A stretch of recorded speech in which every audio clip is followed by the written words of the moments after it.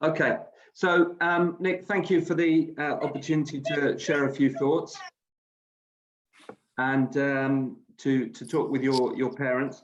As Nick said, I'm just going to go through a few slides. There's so much to talk about. It's a vast subject, and obviously we're all here for the one same reason, which is that we love our kids and we want our best for our kids in everything that they do, and obviously we're here to talk about the tennis part of that.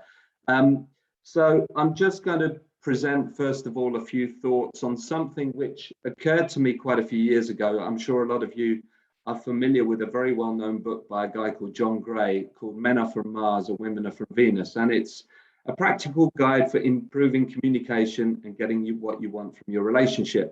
So I'm not going to talk about marriage and relationships at home, but it seemed to me that there's some very close parallels between that and then the relationship that coaches and parents have with their tennis playing kids. So I hope John Gray doesn't mind, but I took his title and adapted it to Coaches Are From Mars and Parents Are From Venus. So I'm just going to talk a little bit around that subject, and then we can get into some questions and discussion afterwards.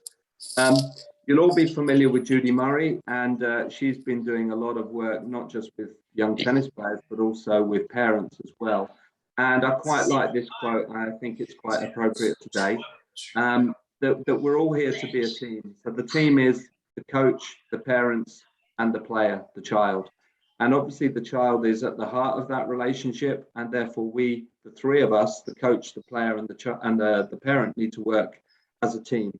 So I've put that quote up there, and I can leave you to read it for yourselves, but I think the important thing is that we have a lot of coach education. We have obviously a lot of training and learning for the kids.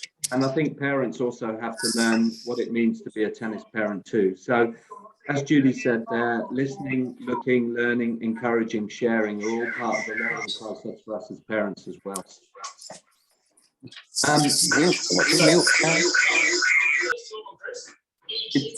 Guys, can I ask one more time that we mute ourselves, please?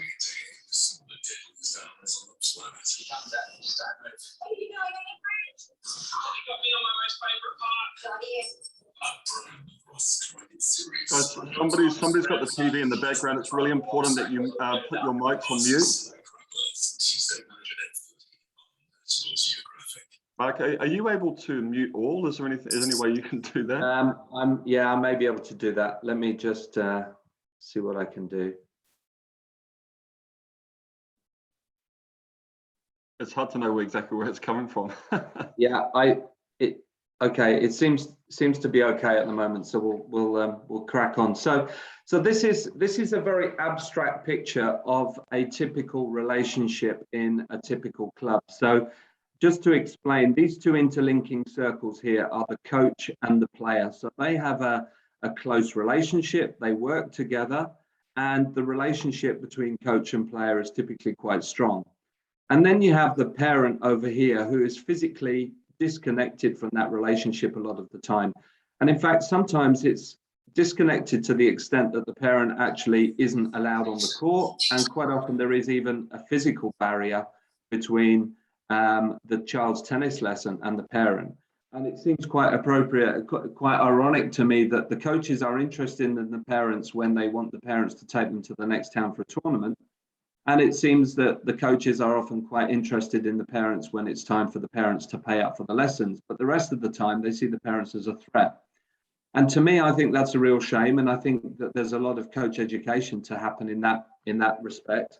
But there is some learning for all three of us to do in that relationship. So rather than having that disjointed relationship, I would suggest that the best relationship is actually this one here, where we have the child in the sweet spot. And actually that term comes from a very good book written by another British guy called Simon Wheatley and his colleague called The Sweet Spot. And it's about parent education, where they talk about how the child is at the heart of that relationship between the parent and the coach and the player. So I think it's very important that coaches allow the parent to be involved in the relationship. But I also think it's important that the parents try to be involved in the relationship in an appropriate way. So I've just put up a few typical scenarios here of why it quite often is the case that parents and coaches see things from a different perspective. And quite often that different perspective can lead to some disagreement or some disengagement, or at worst, it can lead to some conflict, which fortunately is quite rare, but it does occasionally happen. So to give you one example, the coach might be thinking about 150 or 200 kids in the program, and they're thinking, well, I have to treat all of the kids the same. They all come to tennis. They all deserve equal treatment. And the parent is thinking, well, that's okay, coach, but I only care about my child and I want my child to get the best attention. So this is where there has to be a little bit of give and take, and the coach has to see the parent side of things and the parent has to see the coach's side. To give you another example, it might be that the coach is thinking, he's not ready yet to go up from red tennis to orange tennis. And the parent is thinking, yeah, he is ready. He's definitely ready. Coach, put him up. He's really good. He's the best in the class. And the coach is thinking, well, maybe I'm looking at it a different way, and I don't think he is ready yet. Maybe the coach is thinking, he's not ready yet to play in the club team. And the parent is thinking, yeah, he is ready. He's the best in the club. He's my kid. He's the best. He's going to be a great player. Put him in the team, coach. And those things create tensions. They can create disagreement. And at worst, they can even create disengagement or conflict. Another one could be that the coach is watching the match and he's thinking about your child who played the match and thinking, okay, he lost, but he played really well. And the parent is seeing it differently and thinking, no, he didn't lose. The opponent cheated. My son was robbed. My son was cheated. He was unfairly dealt with. And again, perhaps it's a different view of the same situation from the coach and the parent. Another one might be that the coach is thinking, I really admire your son or daughter. They tried so hard in that match. I really love their ethics and their effort and the way that they tried really hard in a tough match. And the parent is thinking, come on, coach, he lost, right? He lost the match. Let's be honest about this. He needs to try harder. He needs to be better. He needs more training. He needs more coaching. He lost the match. And again, we have a slightly different view, or very different view sometimes, depending if we see it from the coach's standpoint or the parent's standpoint. Another couple of examples, it could be that the coach is thinking, your child needs to play with the orange ball. Maybe they've even been playing orange ball for a little while, and the coach believes that the child needs to stay in the orange ball program for a bit longer. It might even be that the child is now in the green ball program, but occasionally the coach wants to get the orange balls out for some different activities and some different learning. And the parent is looking at that as a downgrade, or like a relegation almost, where they're thinking, well, my child's really good. Why is my child now playing baby tennis? Okay, and again, it's about the parent understanding the coach's reasons and motives, but also perhaps the coach empathizing with the parent and seeing the parent's view of things. And all of these different solutions need, all these different situations, they need solution, they need discussion, they need empathy, they need discussion, and they need agreement and understanding on both sides. A couple more examples. The coach has to work with what we call long-term player development, which is quite an old and well-established theory now about the fact that it takes time for somebody to reach elite level, okay? And therefore, the coach has to work with what Nick would call the Jocelyn, would you mind turning your phone off, please? Thank you. And the coach has to take the longer term view of things, working on the physical skills, developing coordination, developing all those things, okay, which perhaps to us as parents who learned to play tennis a long time ago, or perhaps went through a different form of education, perhaps see that as being a slightly strange way of doing things. And the parent is therefore asking, why aren't you teaching him proper technique, coach? Come on, why aren't you basket feeding him? Why aren't you teaching him grips? And the coach has to take a longer term view of things rather than just to teach the remedial technique that is perhaps needed at the time. Another example might be about the fact that there are other children in the program. There are other children for the team. And therefore the coach might want to rotate the players so that all of the children get a chance to play in the team every day. So I want to pick other players for the team. And the parent is thinking, what happened, coach? You dropped my son, you dropped my daughter. What's going on? And again, the coach has to take a bigger perspective, a more global view, and think about treating all the other children in a similar way and giving them opportunities. Whereas quite understandably, we're very protective of our own children. And then finally, it could be that the coach is thinking or saying, look, I know your child. I know what they need to do in order to develop. It's going to take time. We're going to be having some highs and lows, and I know your child. And the parent is saying, no, I know my child. It's my child. I've known them since birth. I know my child. Don't tell me how to be a parent. Don't tell me what's best for my child. So all of these things are potential sources of disagreement. They're potential sources of stress, and they're potential sources at worst of conflict. And all of these are real situations which can happen in any club or any program. And they all come from the fact that there needs to be communication at the heart of this relationship.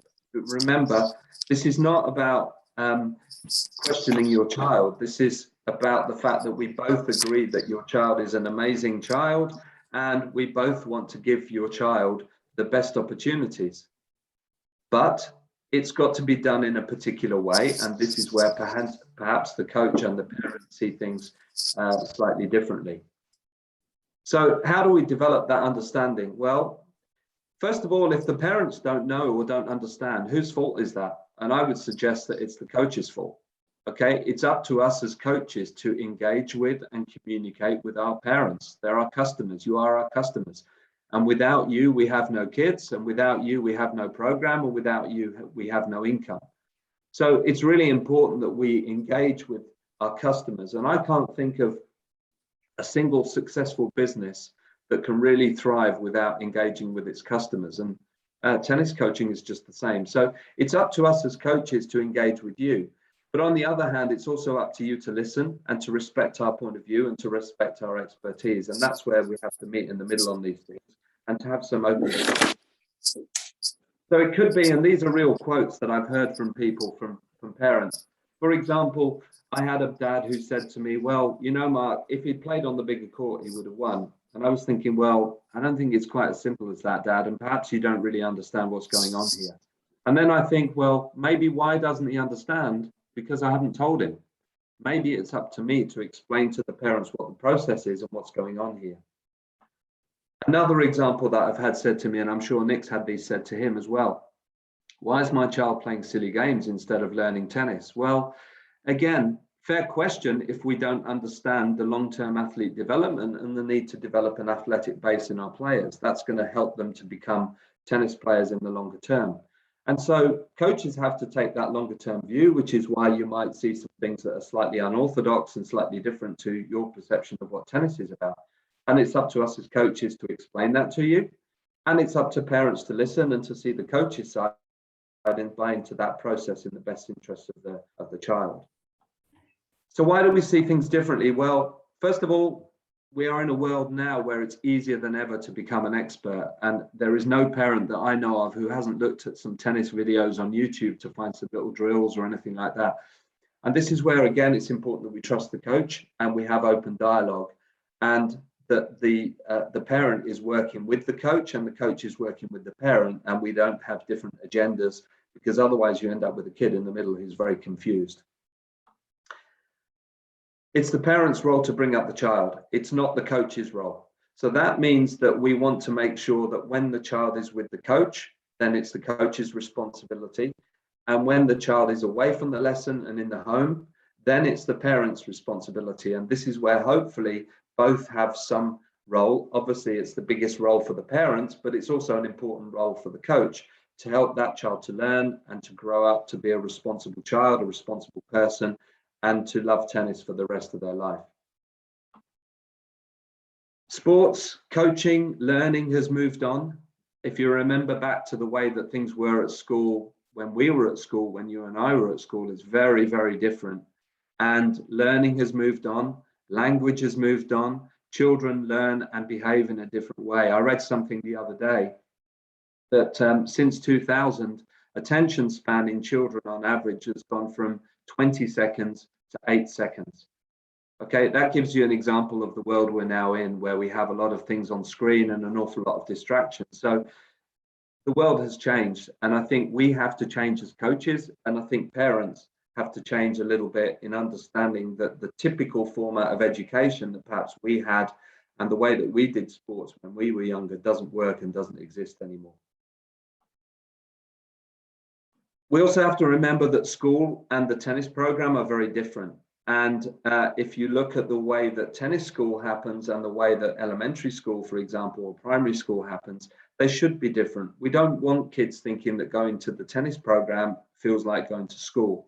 So what we see happening in school does not necessarily work in a tennis environment. And what happens in a tennis environment doesn't work in a school environment a lot of the time. So again, I think there needs to be understanding there on both sides about what's the best way of helping our children to learn and to develop in a safe and a happy and a productive environment.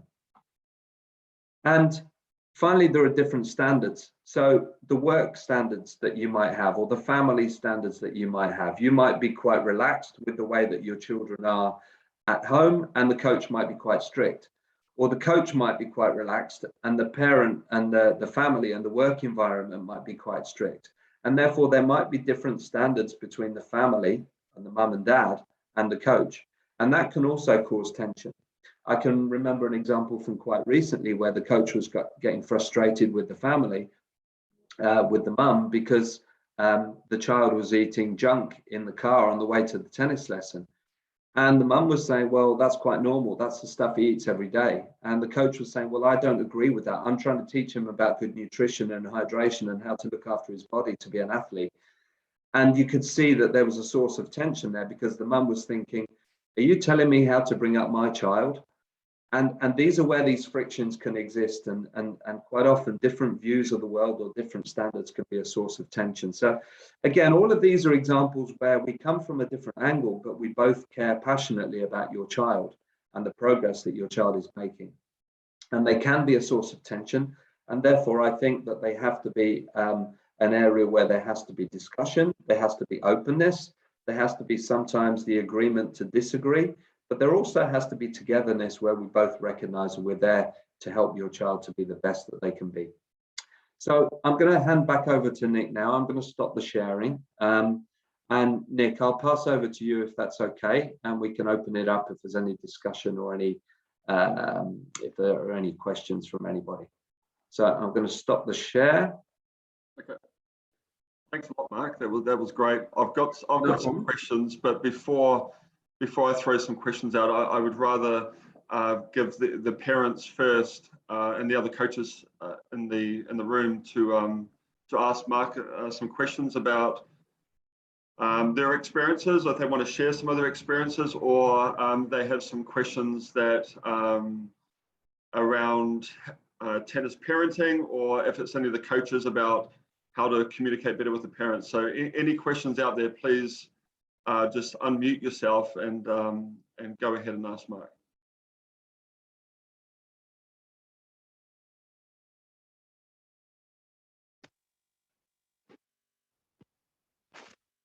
John, have you got something, John? So you just unmuted yourself. Hold on. Yeah. Hey, Mark. I spoke at the start of the presentation. I'm on the coaching team at Albany Tennis Park. Hey, I guess something I've been seeing as quite an opportunity for our region is to get the kids playing more match play and playing against a wall and playing with their friends outside of lessons. I've just got any tips on how to find the right balance between being a coach or a parent and being really supportive and trying to get them to play more outside lessons, but not being overbearing and too forceful. I guess I often tell the story with parents that my dad was a sailor, and he often, when I was younger, forced me to go sailing, and he turned me off the sailing sport. Quite sad, because that might have been good sport for me. But so I rebelled and didn't want to sail and chose to focus more on tennis. Just wondering if you've got any tips for parents and coaches on how to find the right Yeah, it's a big area, John, and as with many things in life, the balance, the truth and the balance lies somewhere in between the two.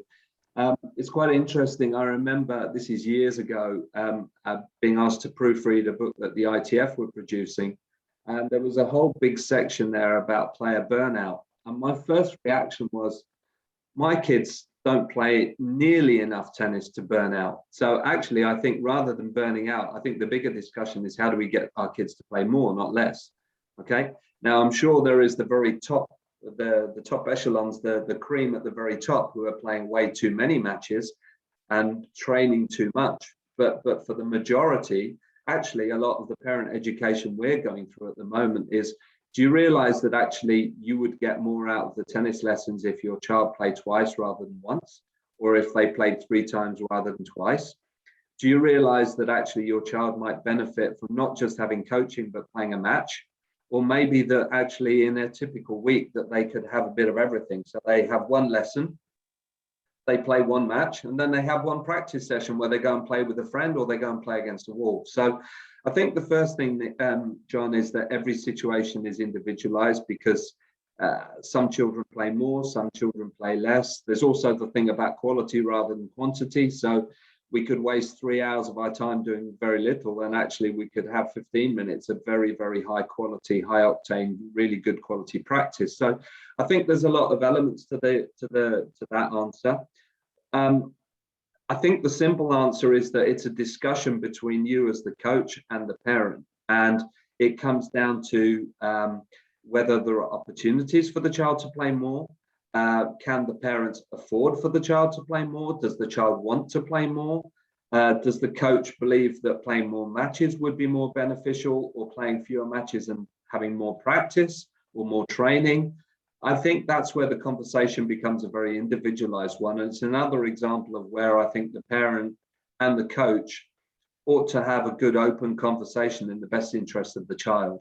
So I know that's not a very specific answer, but I do think the specific bit is talk. That's the important bit, is communicate on that and agree together what's the best program and the best number of hours and the best mix of tennis for your child, for them to get the most out of it.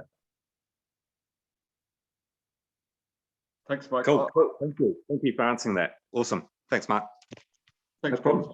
I've got a question actually, Mark, around sort of resources for parents, rather than sort of go on YouTube or social media and look at the perfect forehand, which obviously tennis is a situational sport. So anyone, I know you get it as well, and I get videos sent sometimes, and people asking, what do you think of my child's forehand? I was like, well, the fact that you're hand feeding it for a start doesn't really tell me anything about the situation that your child's in. So I'd rather not comment. But like, as a coach and a parent, and a parent who's trying to coach their daughter, I've actually found myself, the only research I've been doing to try and improve my daughter's tennis is actually trying to understand how kids think better. So I've started reading books around child psychology, different types of parenting methods and styles. And that's really my focus on how to help my daughter with her tennis, not so much worrying about the technical aspects and things like that. So is there anything out there that you would recommend to parents, sort of as a resource around reading material, or anything that you believe would help them support their child rather than trying to get too bogged down with the technical or the tactical elements of tennis? I'd need to think about that a little bit, Nick. You've caught me on the hop a little bit in terms of specific things, and I'm terrible for remembering the names of resources and authors and things like that. But I agree with your main principle, which is that actually there's a lot more to focus on than just this grip or that swing or that forehand or this backhand or whatever. One of the things that I quite like parents to get involved with, not least because I think it's a bit of a distraction from the stress of a match, but also because I think it gives the parents a different role, is some match charting. And I don't know whether that's something that you've had conversations with your parents about, Nick.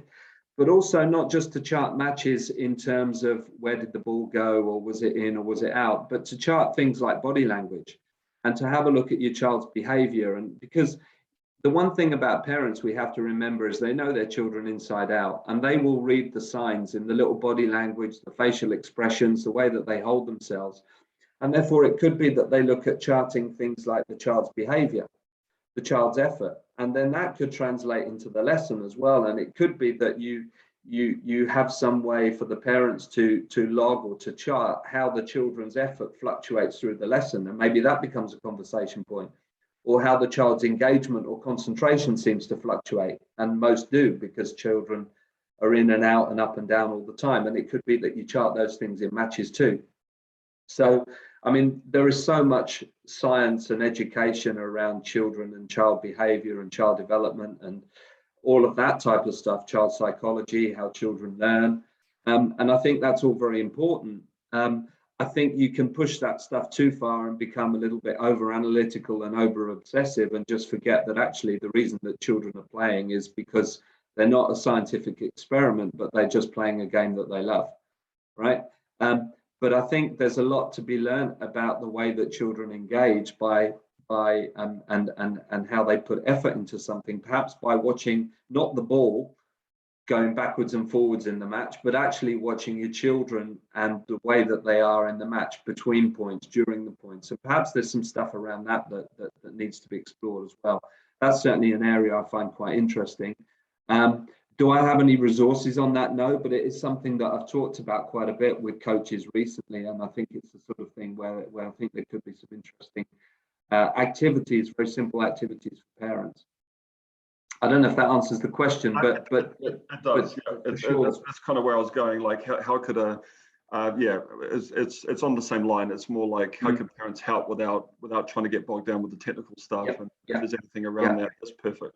Thanks, Mark. Yeah. Has anyone else got any questions? We've only got a couple of minutes left, so if you do have any questions, and we do run out of time because we're a little bit late starting, that was purely my fault. Again, that's my second Zoom mess up in as many weeks, I think. So, but if there's any questions, then are you okay, Mark? If I get some questions, I could forward them on to you via email. By all means. Yep. By all means, Nick. Yeah, absolutely. But absolutely. Any messages now for any more questions from anybody in the room?